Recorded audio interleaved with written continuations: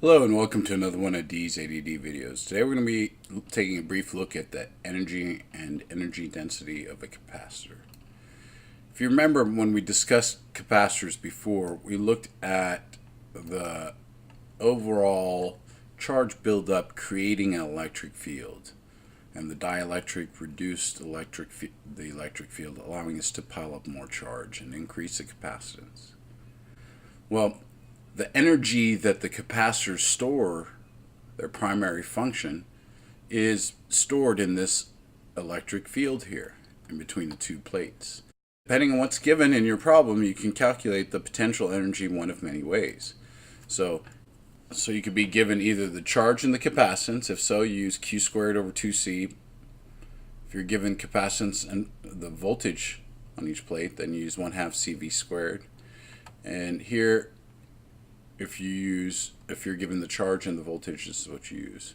So potential energy, which is also equal to the work, right, is going to be equal to 1/2 the charge times the voltage, or the charge times the average voltage on the plates. That work we're talking about would be the work required to bring the electron to the other side in that electric field. So our main purpose again is to store energy. We can either be doing it in a flash on a camera, or we can use the capacitors to stabilize circuits by taking care of power surges and many other functions. Energy density is the energy per unit volume in between the two plates. If you were to take this equation and manipulate it around a little bit and divide by the volume, you would see that the dimensions of the capacitor would actually cancel out, leaving you a formula for energy density between the two plates. That's this: 1/2 epsilon naught times electric field squared, purely dependent on the electric field.